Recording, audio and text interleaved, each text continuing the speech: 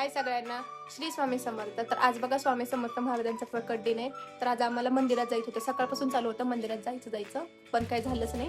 तर ते म्हणतात ना, मंदिरातून स्वामींचं बोलवणं आल्याशिवाय आपण काही मंदिरामध्ये जात नाही. तर आता मी बसले होते, स्वामीनी खेळत होते, स्वामीनी शिवांश. तर शिवांश म्हणलं, मम्मा चल ना जाऊ आपण मंदिरामध्ये. तर स्वामिनीला झोप पण आली होती, मग स्वामिनीला झोपवलं आणि आता मी आणि शिवांश दोघं पण चाललोय मंदिरामध्ये. तर चला, तुम्हाला पण दर्शन व्हिडिओ मार्फत तुम्ही पण घ्या स्वामींचं दर्शन. व्हिडिओ स्किप न करता पूर्ण नक्की बघा. श्री स्वामी समर्थ म्हण बाळा.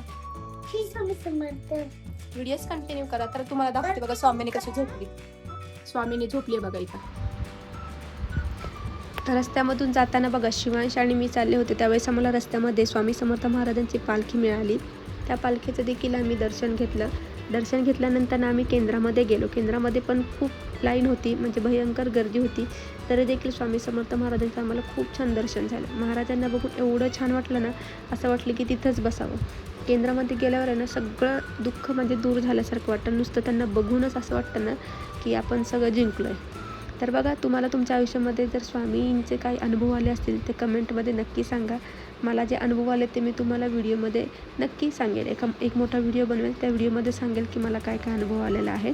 तर तुम्ही देखील महाराजांचं दर्शन घ्या आणि कमेंटमध्ये नक्की लिहा श्री स्वामी समर्थ. व्हिडिओ पाहिल्याबद्दल सगळ्यांचे खूप खूप धन्यवाद. व्हिडिओ आवडला असेल तर एक लाईक नक्की करा. चॅनलवर जर कोणी नवीन असेल तर चॅनलला सबस्क्राईब नक्की करा. पुन्हा भेटूया नवीन व्हिडिओमध्ये. तोपर्यंत बाय.